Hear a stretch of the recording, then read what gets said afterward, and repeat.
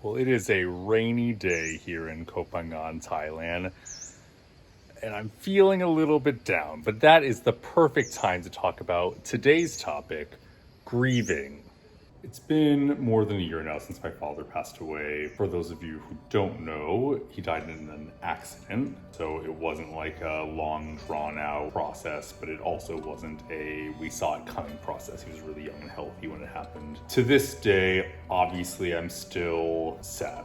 I don't think I'll ever stop being sad about it, and I'll never not miss him. And there are still moments where when I'm bored or when I'm on a walk, the thought will pop into my brain like, oh, I should give him a call and catch up. And then I have to remind myself and go through the grieving process every single time, and it never really gets easier in that sense. But at the same time, it's been long enough that now I can see so much beauty in my life that exists only because of his passing. I wouldn't be in Thailand if not for his passing. I wouldn't be living my dream life right now if not for his passing. So I'm at the point where I can really stop and take a step back and reflect on all the things that brought me here. And I thought I would share with you 6 tips that worked for me for the grieving process. These are really general tips that I think give someone who's dealing with loss a good frame of reference to be wherever they are in their process.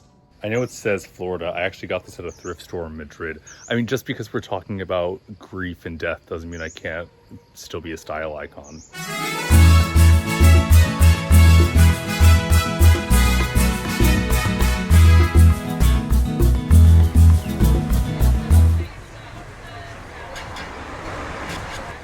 Number 1, accept however you're feeling. Now, I talked about this on my video, the 10 tips for being a happier person. I think when we're grieving, there can be an expectation of how sad we're supposed to be, how much we're supposed to cry. And then at some point, we're supposed to become happier. The thing that I realized very early on, like within days of my father passing, was that I no longer had control over my emotional state at all. And there were moments where we would be planning the memorial service and I would laugh uncontrollably. And at the end of the day, if we try to say, I should be sad now, or if we try to say, now I need to move on, now I need to be happy, we're not giving ourselves any room to be where we are. And what I found has helped me a lot is just to accept however I'm feeling. Which brings me to my second point. Give yourself what you need. I felt this pressure to get back to my life as normal as quickly as possible. For my sisters at work, for some reason, getting back in their normal routine kind of gave them a sense of normalcy. And for me, I just couldn't do it. And the more I tried, the more paralyzed I became. I told my clients at the time, I'm happy just taking a few days off and then I'll be right back to work. And then the more I tried to work, the more I realized I was unable to. And suddenly a week became a month and I sank deeper and deeper into a depression. And ultimately, if I had felt good enough about myself to say, I need time, I need quiet, I need nature, I need whatever it is that I need to move through this experience, it would have helped me a lot more toward the beginning to not sink deeper into that hole. Our bodies tell us what we need. Our emotions tell us what we need. And I think we need to learn to listen to ourselves better. Number 3, keep positive things and positive people around you. One thing I realized very quickly after my father passed was that my priorities changed. Things that used to matter to me didn't matter as much anymore, and things that didn't matter to me suddenly mattered a lot. And I think allowing ourselves to acknowledge our new priorities and let go of the things that we don't need anymore is a massively important step in moving into our life post-mourning. I like to use the analogy that losing a loved one is like surviving an earthquake. And there's this moment, literal moment, where everything shakes and crumbles. And then there's this long period of the dust settling. And so I think in the process of acknowledging the new landscape, oftentimes it can end up becoming a really beautiful experience, allowing ourselves the space to reprioritize and to keep those things that bring joy and positivity into our lives, and then building a new life around that can be a beautiful way to not only move through the grieving process, but to build a life that in some ways is more authentic and more compassionate and heartful, full of heart. I don't know. There's a word for this, I'm sure, somewhere. If you can just leave it in the comments, that would be great.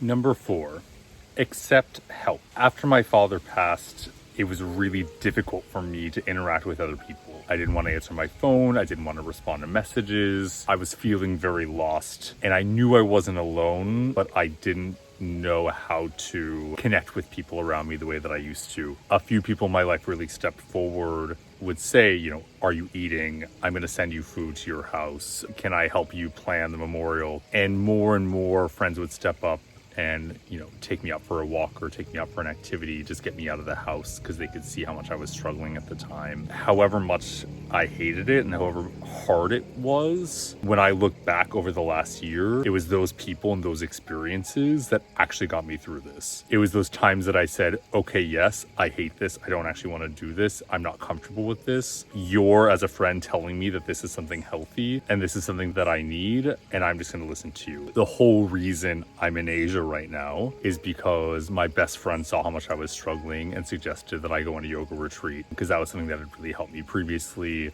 It completely changed my life. Accept help when it comes. Still listen to yourself, but if someone you love is telling you that they want to be there for you, they want to support you in a way, just say yes, because very little bad can come from accepting support from people who really care about you.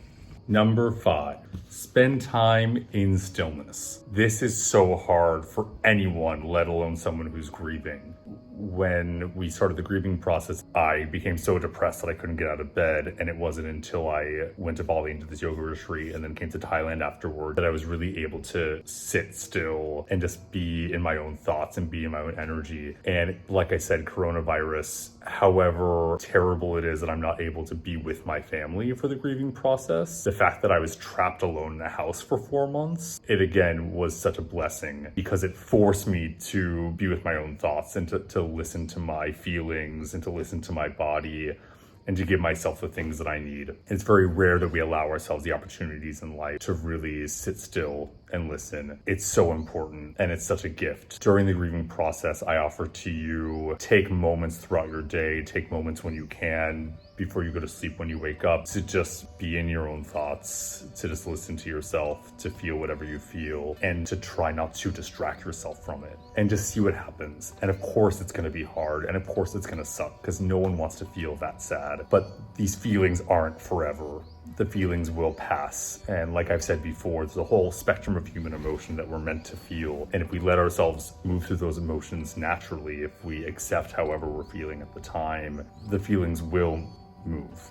And lastly, number 6, don't spend too much time worrying about the future. I couldn't when I was grieving. Anytime I thought about even what I was gonna do for dinner that night, what I was gonna do in a day, what I was gonna do in a week, I became depressingly sad because I was like, how am I supposed to imagine a future without my father? How am I supposed to imagine a future if I don't even know how I feel right now? If I don't know what I want to do with my life anymore, if I don't know what matters to me anymore. And the more I thought about my work, the more I thought about plans, the more I thought about where I was going in my life, the more depressed I became. And I think ultimately, as I've said before, the only real time we have is the present. The future can change any moment, as we experience in our grief. The moment someone passes, our lives change forever. Change is the only constant.